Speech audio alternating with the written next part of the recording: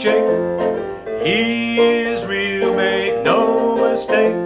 So be alert and stay awake, for goodness sake. It's time with Jake. Hi, I am Jake.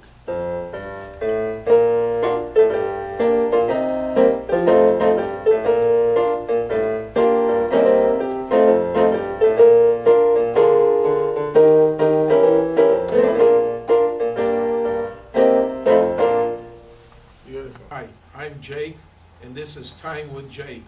Today we have a new panel, and I would like each one to introduce themselves and tell us something about themselves. And we'll start with ladies first, then we'll go to the right and then to the left. After the introduction, we are going to give the panel over here a chance to ask some questions, and we'll have a little discussion about them. Go ahead. Hi, my name is Susan Chu. I'm a retired secretary from the College of Staten Island. Hi, I'm Carlton Chu, a retired electrician. Live in Staten Island as well. Hi, I'm Aaron, retired math teacher in the system, one school for 31 years. Hi, I'm Lloyd. I'm the only one who's not retired. I'm a finance and cost consultant, helping companies improve their P&Ls.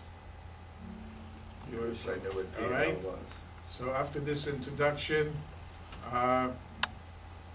we'll open it up for discussion over here. If anybody has any question whatsoever as it relates to Judaism and specifically to Orthodox Judaism, we welcome any question.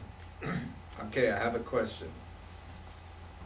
Jake, we were just talking about Elijah, which we all say to see, to drink. And my question is, you said that Elijah never died. So tell me about that, because I never heard that before. Okay. In the Bible, it talks about various prophets and various individuals, and when they passed away, it does mention, it says this person died. But when it comes to Elijah, it doesn't say that he died. He said he ascended. He ascended up with his chariot.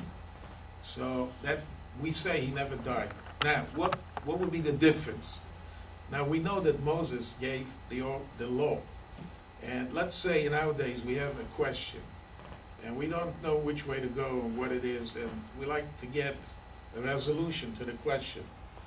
So, is it okay to ask Moses, let's say Moses comes into dream to you or whatever it is, or is it okay to ask him what's the resolution to that question? Because he knows, after all, he gave the law. The answer is no, because once you died, the Torah, the law, is no longer in the sky. It's not in the sky. It's given to the people. We are the ones who interpret it, and it's given to us.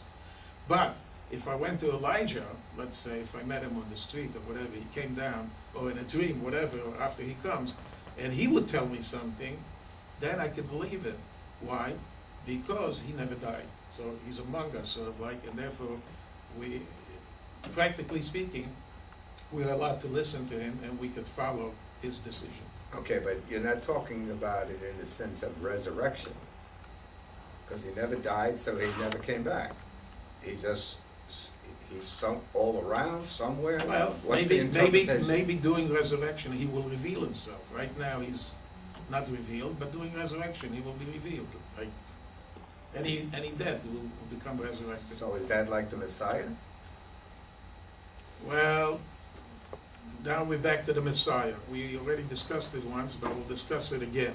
All right, we'll mention Messiah. What is Messiah?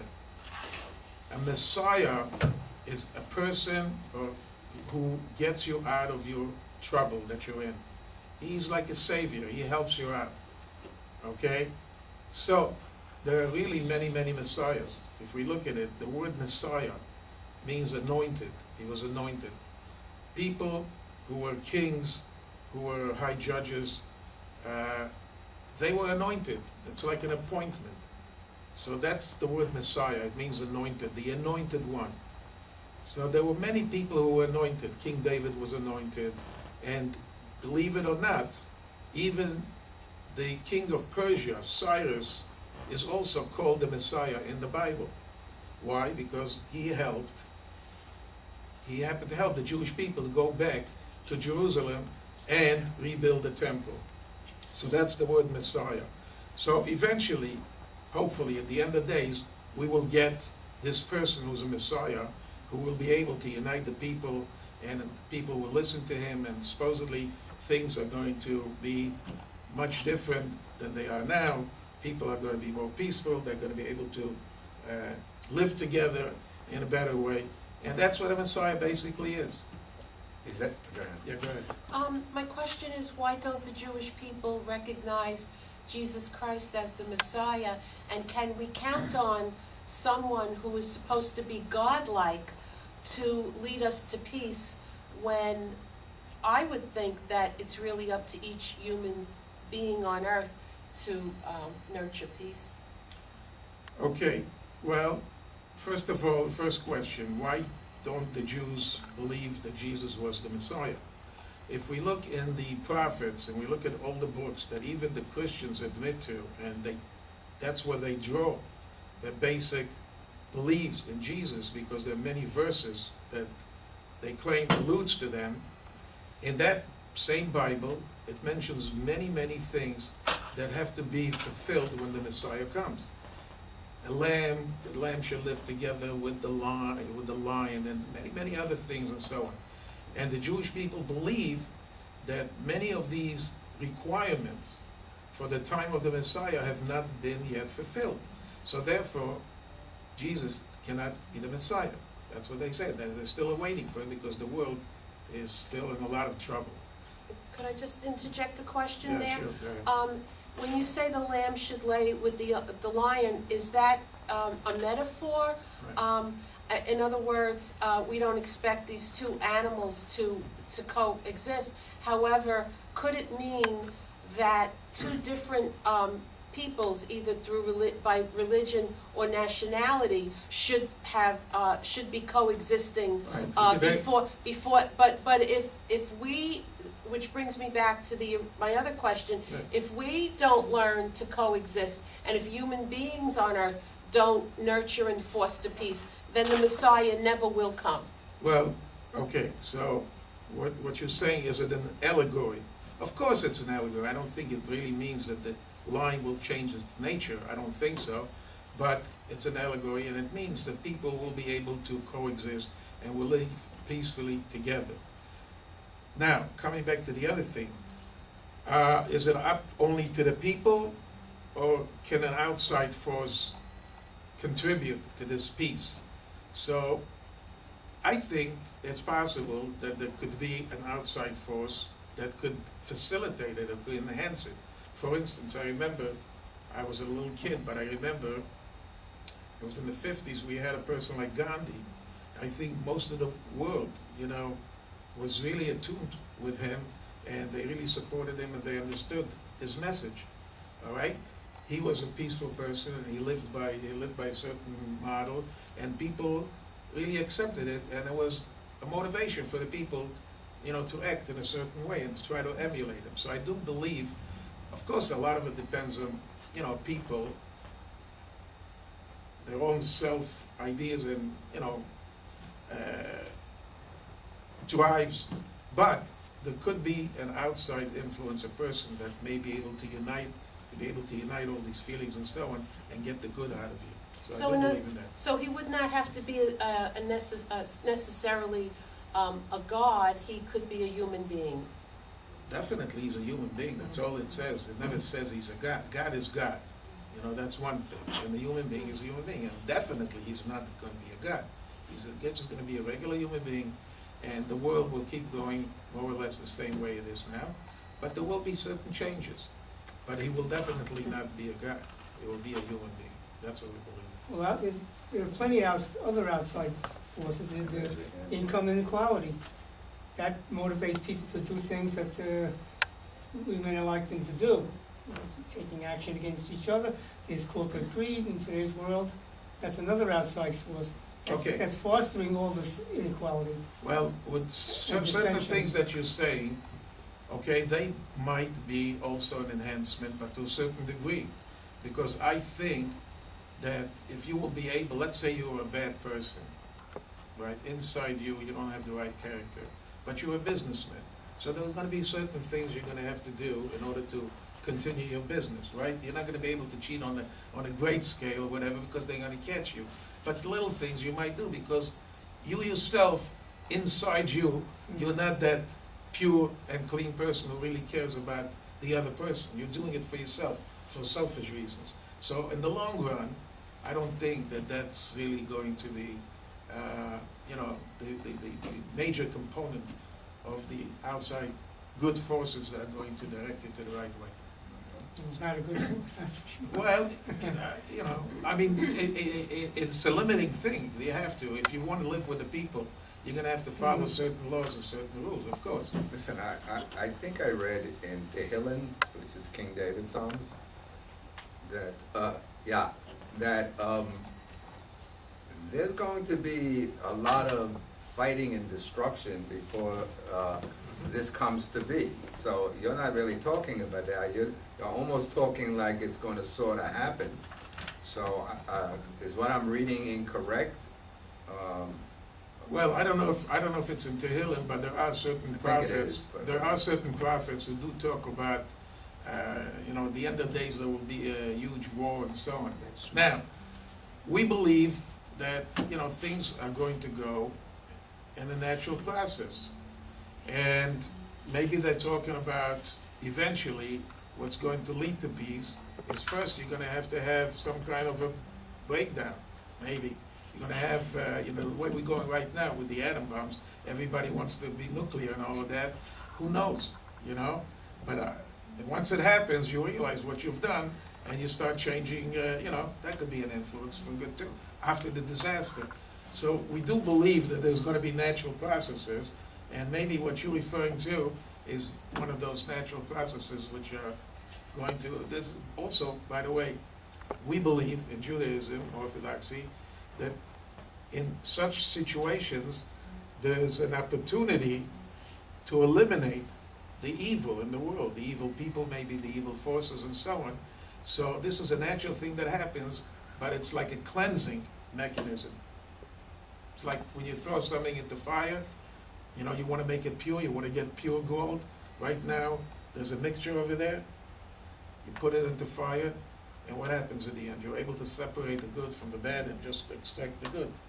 Maybe that's what's going to happen, one of the natural processes.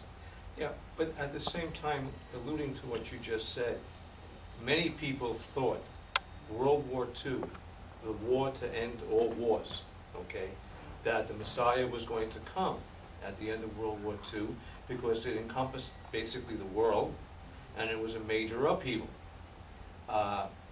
He didn't come, at least to our knowledge. Okay. And the other thing being is that where it's written that it will occur, if not at that time of upheaval, then by the year 6000. But it doesn't happen, from what I've read, in the year 6000 or 6001. It doesn't happen overnight. The whole transition might take 1,000 years.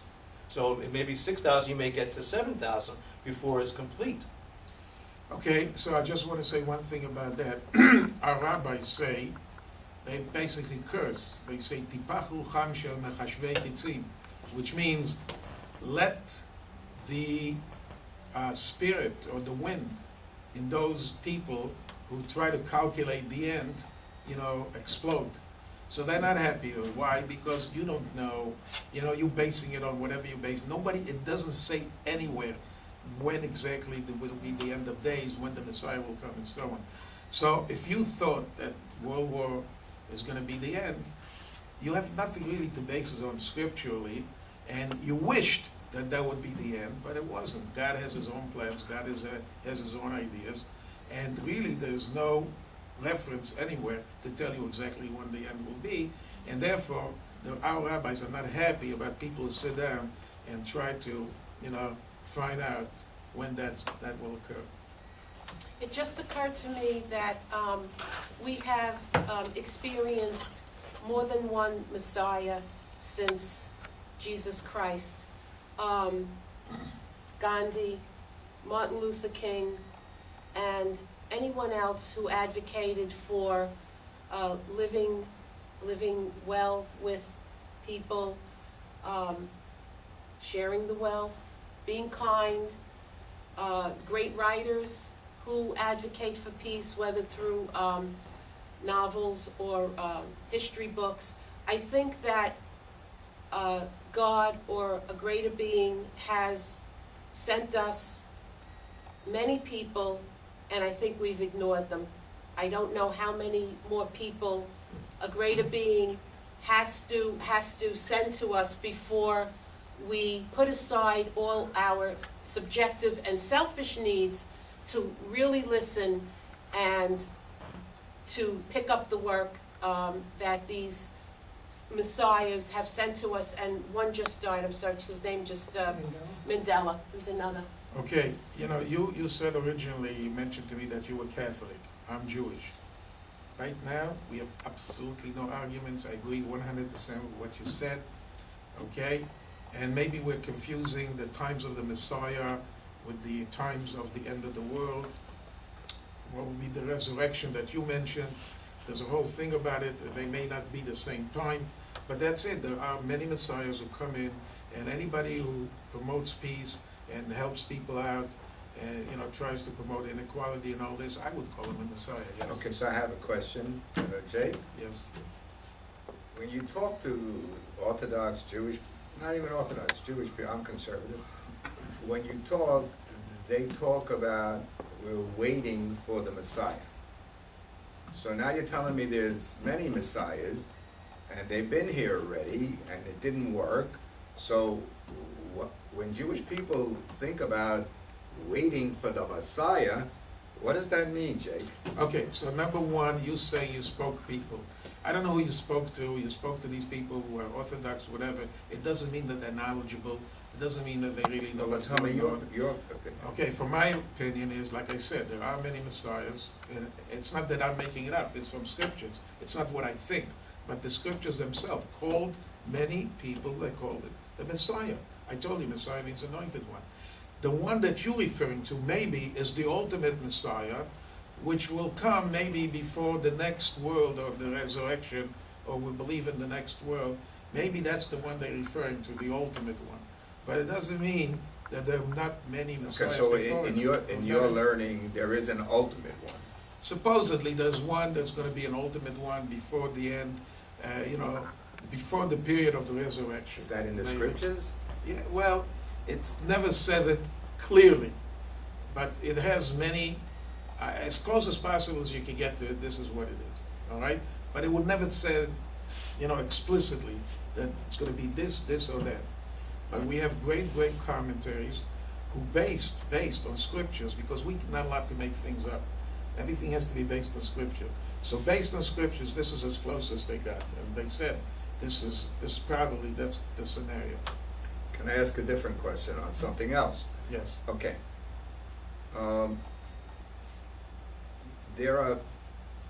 I know people that are very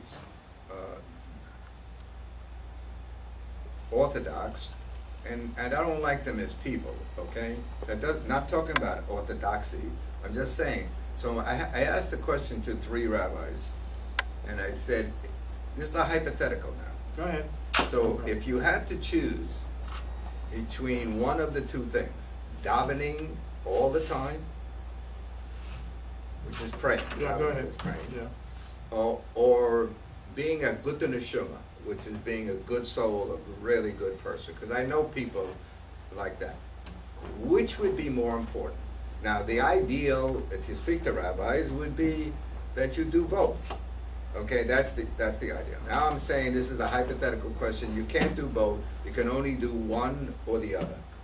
So they all gave me their answers. So I'm asking you for your answers to see if they all agree. Okay, just 1 second. I'm going to put you on hold for 1 second because you're going to be here with us for a few minutes. These 2 people have to leave. So I just want to ask you one question before you leave. just, you said you were Catholic. As a Catholic, Well, I'm not a Catholic any longer. well, I was, but you were. but I had But enough as- training. Mhm. what do you think is the important thing of how to behave in this world based on your religion, based on this Catholic's idea?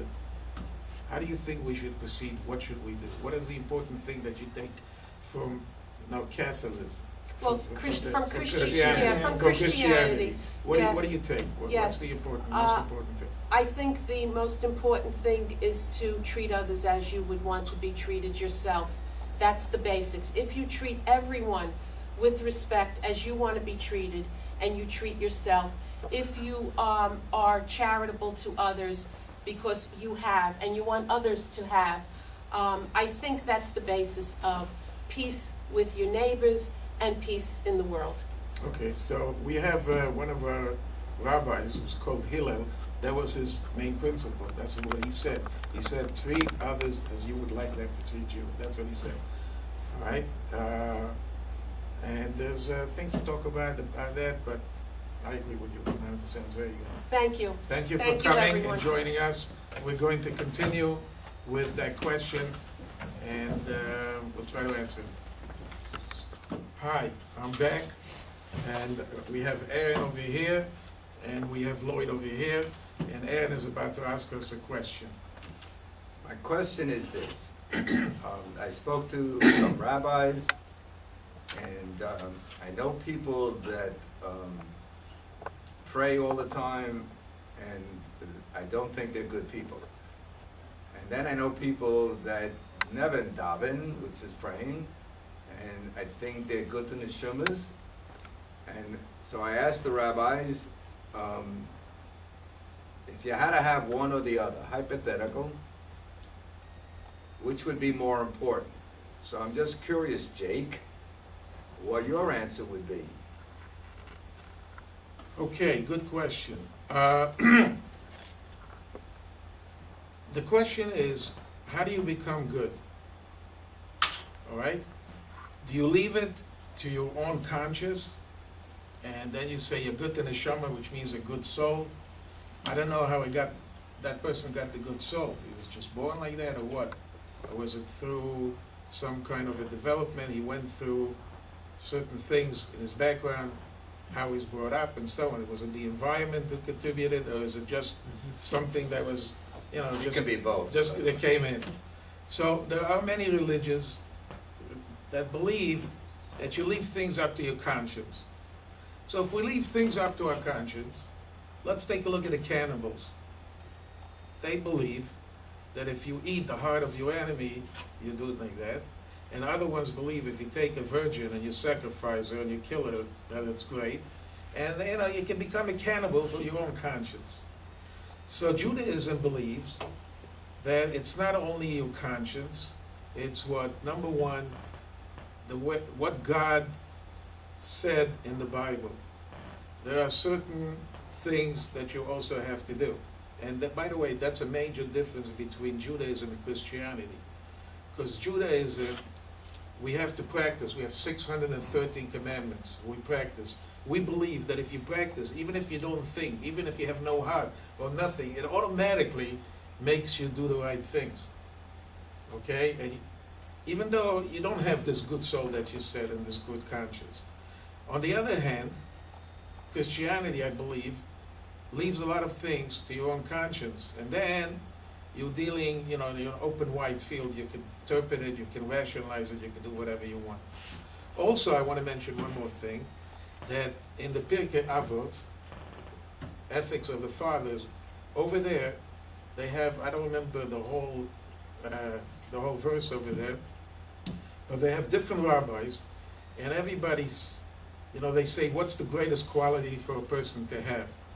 And one says, don't be stingy, be, benevolent.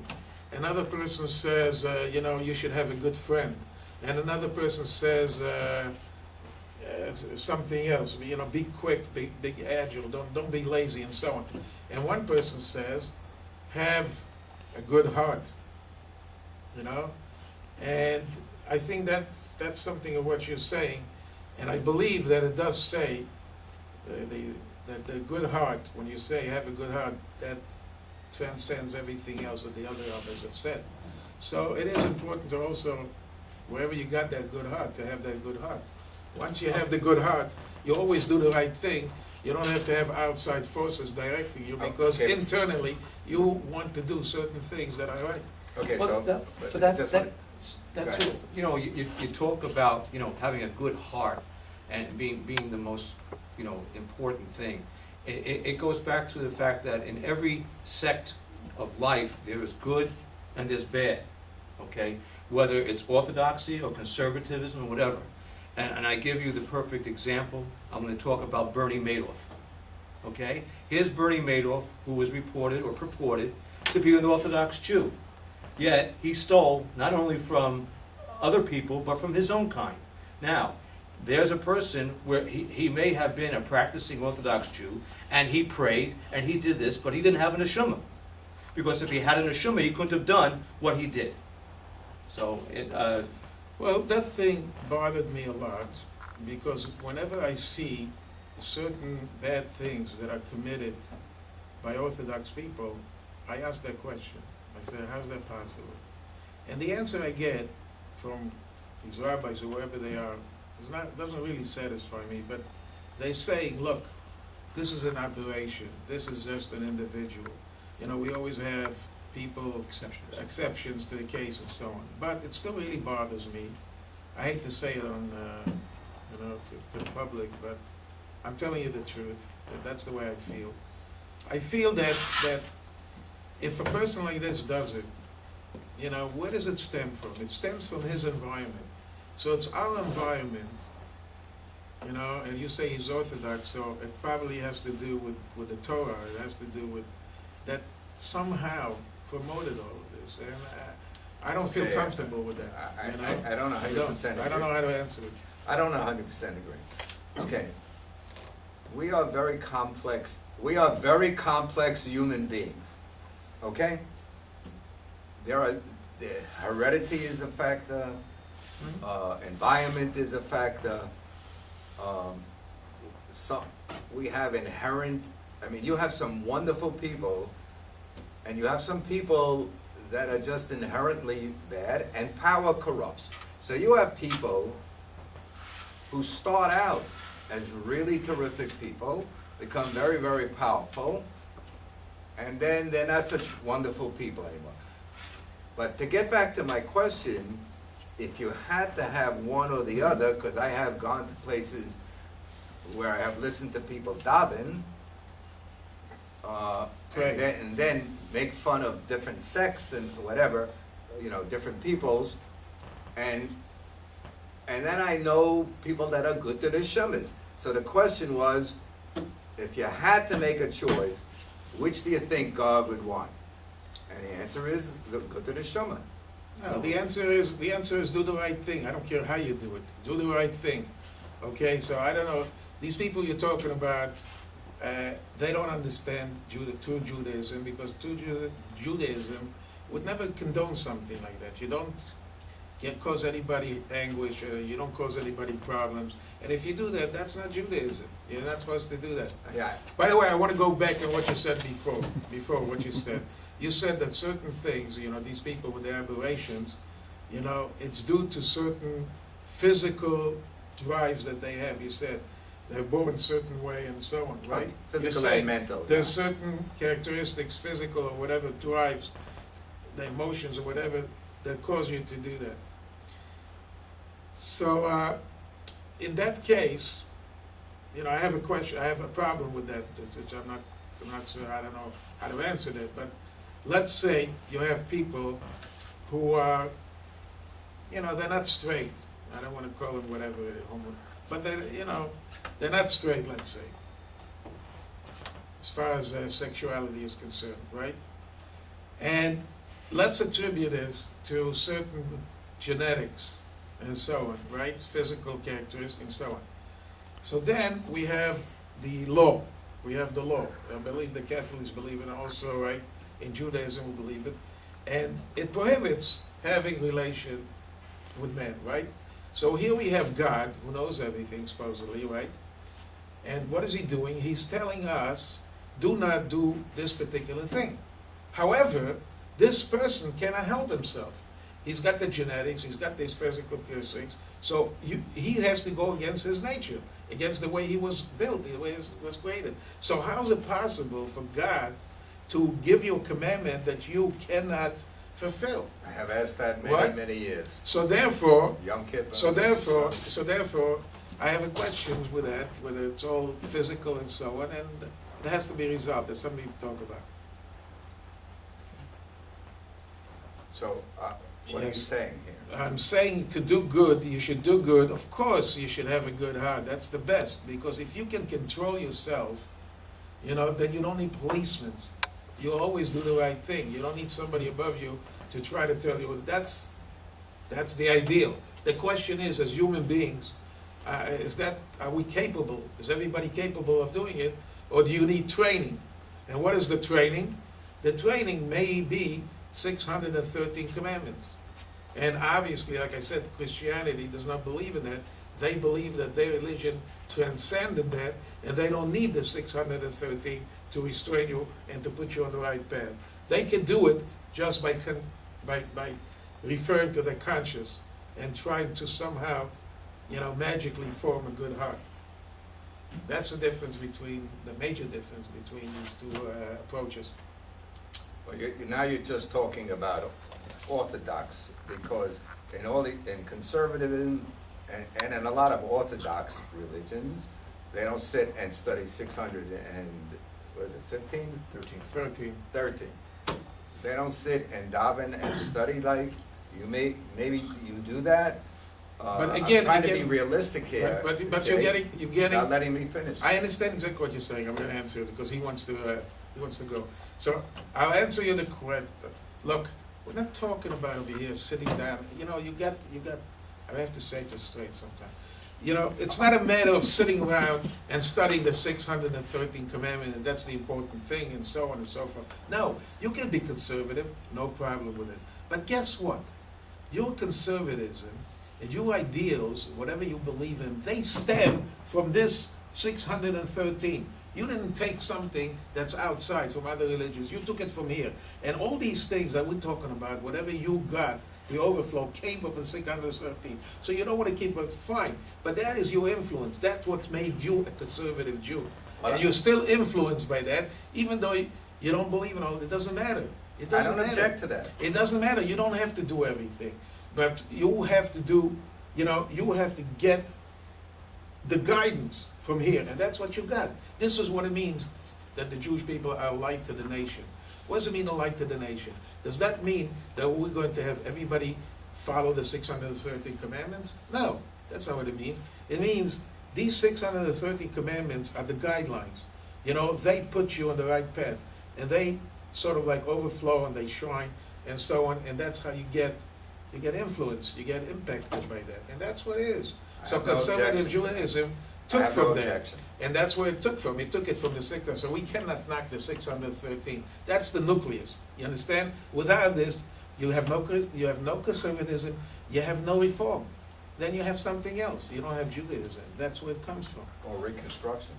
Whatever it is, whatever it might be, that's fine. But this is your guidance. The Talmud, whether you like it or not, that's your guidance. That's where it came from. All the interpretation. If you don't keep the whole 613, that's not the important thing. Okay? The important thing is that you got a certain guidelines. You follow a certain path. You don't follow this path, you follow this path. And that all comes from right here, from the 613. That's your nucleus. Okay, here's my question on that. There are people that never go to temple, whatever, and they are good neshumas. So, where did they get this feeling about? They got it from their mothers and from their grandmothers, from great-grandmother, and they got it from the whole Jewish culture. And the Jewish culture all stems from that nucleus. Okay, it flows and it overflows and it reaches to the grandchildren and so on. That's where you got it from. That's the guidance. Okay. All right? Do you agree, I'm not Christian. but do Culture, you- that's do you- where it comes from. Do you agree that Christians can, the older Christians can give that to their children too, without being Jewish? Do I agree to that? Yes, it could happen. It happens. We believe that there are righteous people in the other nations. We do believe in that. Not only that, but they have a place in what we call the next world. Okay? We do believe in that. However, like I said, we are practical people. We are human beings. We got all these frailties. And if you look at it statistically, okay, then chances are that you're going to go on the right path if you follow this particular, instruction, this particular flow chart. That's all we believe in. Doesn't mean that you can't have the other nations either. But if you look at it, if you study history and all of this, and you study all the nations, you see what's been happening, and who's been more or less, going in the right path, more or less, who's been the light to the world, who's more ethical, and so on. You see it. Okay, so you have to look at a big picture. So if you want to influence it, if you want to accomplish this thing, we believe, statistically speaking, that the chances are better if you follow this nucleus. And it's been proven throughout time, I think, to a certain extent. All right, thank you for being with us. And this concludes another session with Time with Jay. Thank you. Yeah, hi, we're back, and now we have a guest from the audience. Her name is Rosalind Wolf, and she's Jewish, and she has a question that she would like to ask over here.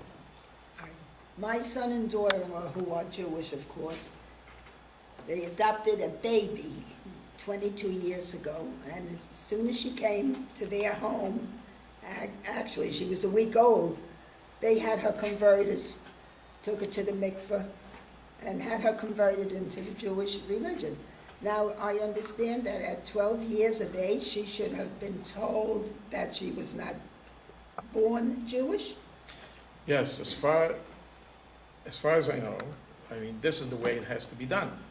Okay, I don't know if they followed the protocol or they didn't, but we always give the children a chance to either continue with the Jewish religion or go back to their roots, to whatever they were beforehand. And we do that for a girl when she's 12 years old, because at that time she is considered to become officially a member of the Jewish fold, and from now on she's responsible for her own actions and so on. And for a boy, as we said, the age is 13. So if they followed the correct protocol, they would have to tell her that, you have a choice, because otherwise, when you're a kid and you do it, you're not doing it from your own will, then, you're not Jewish. The only time you're Jewish against your will is if you're born from a Jewish mother. Then you're a Jewish no matter what. And even if you convert to Christianity, believe it or not, you still remain Jewish. Once you're Jewish forever. And that's it. So I'm sure they must have done it. And if not, they just didn't follow the protocol. Everybody was happy. Maybe it was understood that she's going to continue with that way, and there was no objections. But the right thing to do is to tell them.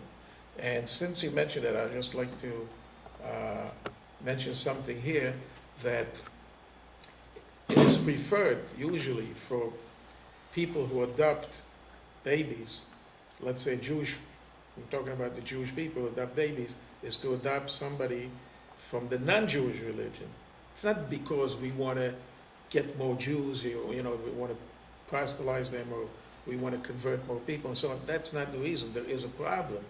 There's a problem religiously speaking, according to halakha, what we call the Jewish law. There's a problem. Okay? What could be the problem? Number one, a lot of times, especially many, many years ago, if you had a person who needs to be adopted, you didn't know who the parents were, you didn't know anything, and now you got a lot of problems, because you take him into the fold, he could end up marrying a sister or somebody else, things like that, because you don't know. So you don't have this problem with a non-Jew, because once he becomes Jewish, it's as if he had no family at all.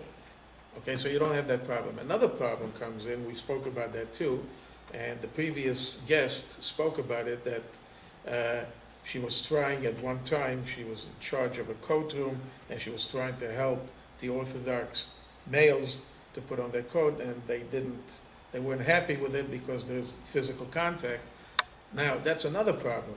You're getting a kid who's Jewish, supposedly, right? And he grows up, and he's got this mother, supposedly his adopted mother, right? Now you got a problem, because he's a boy, she's a woman, and you're not allowed to have contact, because it's not her son. You can have contact with your own son, with your husband, with your own daughter, you could do that. But if it's not biologically your son, you can't have contact legally. So that's another problem that gets presented. So because of some of these halachic problems that you have, they try to convert somebody who's not Jewish, and they bring him into the fold and so on. However, when they become mature enough to understand what's going on, you must tell them what their origin is, and they must themselves accept upon themselves to continue to be Jewish. You give them the opportunity. You cannot force anybody to be Jewish. Okay, thank you very much for your question, and Thank you. anytime you have any other questions, come into the audience or wherever, we'll give you an opportunity to ask, and hopefully I will be able to shed some light upon it. Thank you.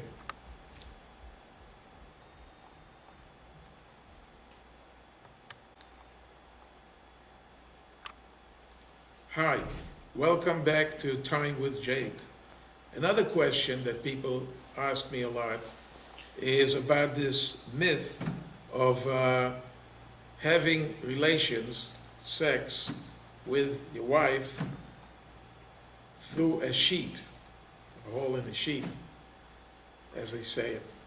Now, I want to say that this, to me, does not make sense at all, because we have a verse in Genesis that says, man shall leave his father and mother and cling to his wife. Now, if you have a sheet separating between you and your wife, you're not really clinging. And in fact, according to halacha, you're not supposed to do it with any separation. You're supposed to actually touch body to body. And that is the clinging. That's part of the clinging. Of course, you have a child. That's the real clinging. You become a unit through having a child. But the rabbis have explained that part of this word clinging also means that you should be, skin to skin. And therefore, it's very hard to believe in this myth. And whoever does it is doing it maybe on his own account, or because he wants to be extremely strict about the rules of modesty maybe, or he doesn't want to have any physical pleasures. He's doing things, to for procreation and so on, and he wants to avoid physical pleasures, but it's not really the Jewish thing to do.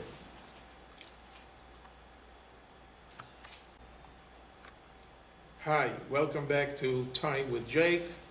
And I'd like to speak about another question that people emailed me, and that was the question about Jewish women shaving their heads. What is the purpose of that? Well, as you know, in Judaism, we try to keep the sexes apart. We don't want the women to somehow get enticed or entice anybody else where it leads to undesirable behavior. A marriage should stay in the house between the husband and the wife, and if the wife wants to attract anybody, it should be attracting the husband and not anybody else.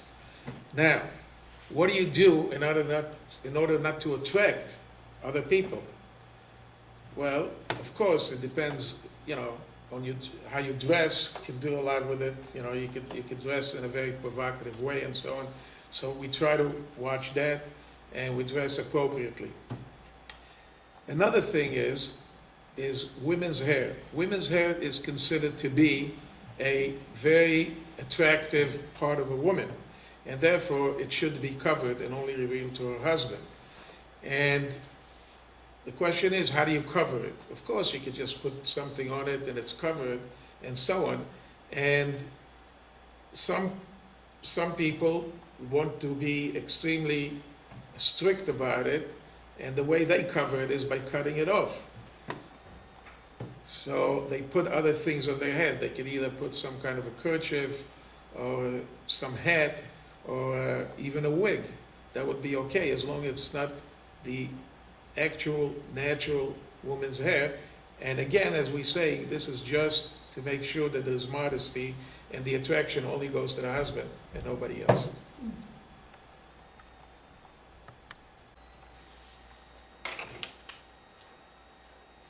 Hi, we're back. I'm Jake, and I have a guest with me. Her name is Lois McAndrew. Hi, Lois. Hi, Jake. Hi, folks. Okay, can you tell us something about yourself, where you're from? Well, I'm a native Staten Islander.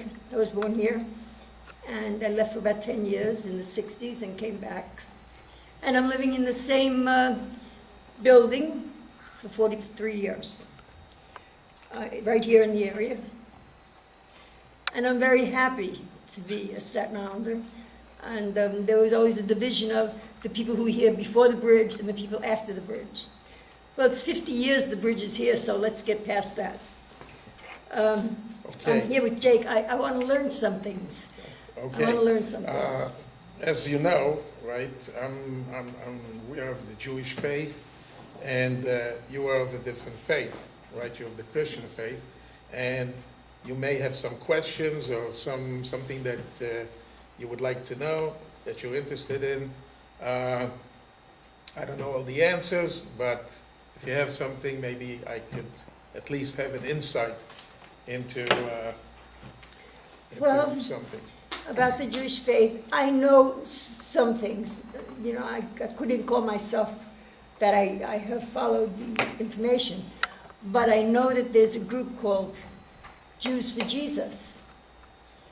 And realistically, as a Catholic, Christian Catholic, Jesus was the beginning of us, the Catholic religion, the Christians. And when I think of Jews for Jesus, I mean, Jesus was a Jew. Now, I believe strongly in my religion. But I have an open mind because Judaism has been here longer than Christianity. And so, could you just tell me simply about this group called Jews for Jesus? What is their story? Okay, well, I did hear about Jews for Jesus. We know that there is such a group that exists. And tell you the truth, as Orthodox Jews, we do not look favorably upon that, because we feel that everybody should be entitled to his own choice and practice the way he wants to. And we don't like it when people come over and try to change our mind, forcefully sometimes, or sometimes, doing it in this deceitful way, which I've seen on television, many programs, where they have these Jews for Jesus. And when I first started seeing this program, I saw them, they had a prayer shawl, and they had the Jewish symbol and everything. And, it really fools the people, because people think that this is a sect of Judaism, which it's not. So in a devious way, they're trying to attract it to Jesus. And I don't understand why this is so important for for the Christian religion to try and convert other people. Let everybody do his own thing. That's what we believe in. In fact, if somebody wants to become Jewish, first of all, we try to dissuade him from being Jewish. We tell him no, and we push him away. Unless that person shows very, very strongly that he wants to become part of the Jewish nation, and he sort of like gives up everything, even to the point where you could see very much he wants this, then we start teaching him. But we do not want any converts, really, So I'm really surprised that you have a need to do that. What is the need? Could you tell me? What is the need of Christianity to go around and to try to convert people to come into their fold? I mean, why aren't they happy with what they have? I'm sorry. So if you could answer that, I would be happy. Well, having gone through 12 years of a Catholic education, although I'm 70 now, but I am the person I am now because of who I was. Every day you add to the person you are, but you are still the person you were. And the only people I know, personally, that convert from one religion to another, whether it be Christian to Jewish or Jewish to Christian,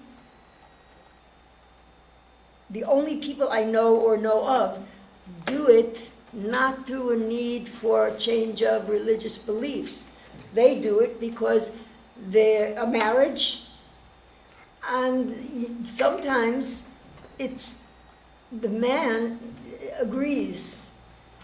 If he marries a Jewish woman, he agrees to bring up the children under the Jewish faith. We go where the woman goes in Christianity. In other words, if a Jewish man would marry a Catholic woman, he would then have to say, I will let the children be raised Catholic.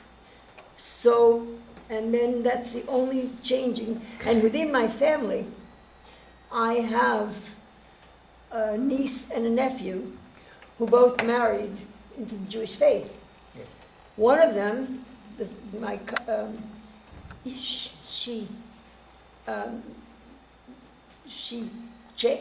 converted, and it was quite a process because she had been, well, actually she was married to my nephew. She converted and she went through the whole process. She converted to Judaism. And she had a Christian child with my nephew, and she also converted to Judaism. And she was about 13, I guess at the time, 12 or 13. And then she firmly believed in it. There were 3 more children born into the marriage. My niece keeps a kosher home. And, my great niece is very happy because she was never introduced to the Christian religion. So she unfortunately died in a car accident when she was 23 in college, and it was very, very sad for us. Okay. So what you're saying over here is, number one, a lot of people are converting to whichever side, not because they really understand theoretically and philosophically that they're so educated or well versed into it, but they're doing it because of ulterior motives, whatever it might be. Right. And then you also mentioned, I noticed that you said that that you go after the woman, and the guy has to agree, sort of like, to do that. Now, in Judaism, there's no agreeing or not agreeing. It doesn't matter. It's automatic. If the woman is Jewish, then the child is Jewish, even if the husband was not Jewish. It goes after what the woman is. Catholics too. If Christians. Right, so there's no agreement. You don't have to agree one way or the other. If that happens, you have to have. If the woman happened to have a child from wherever it is, it goes after the woman. That's what we believe in Judaism. But if the woman is Christian and the man is Jewish, the man has to give up his right to choosing the religion for the children. It's not that Not to give up his right. It's not that he has It's a to give deal. up. They make the deal. It's gone. It's If the deal. It's if the gone. kid was born to a mother who was not Jewish, It's a then the Christian kid child. the kid is not Jewish. It's a Right. Christian child. Right, he's considered not Jewish. So the only way he would become, the child would become Jewish is if he converted to Judaism. That would be the only way. And what do you think about people who are in a marriage that way, two religions? They agreed at a time that, well, you know what, we're going to let the children make their own choice. How can a child of 12 or 13 going with a secular education make a choice?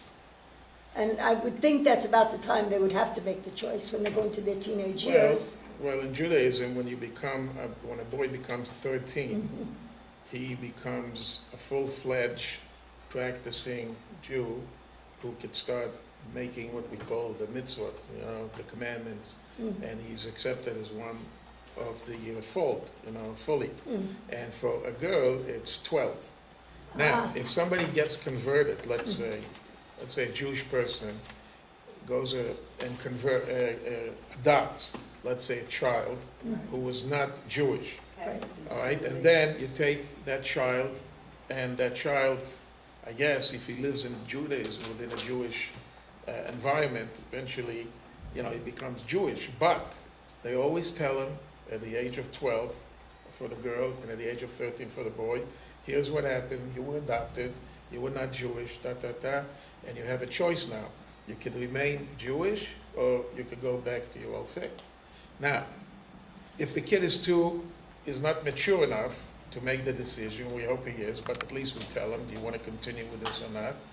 He gets another chance later on. He could always revoke it, I mean, it's not written in stone, whatever it is, you could always revoke it. But, as long as a boy becomes circumcised, right, and starts doing the commandments, he's Jewish. For a girl, it's nothing, just studying the laws and accepting it. But we give him a choice. We do not force anybody to do anything. And that's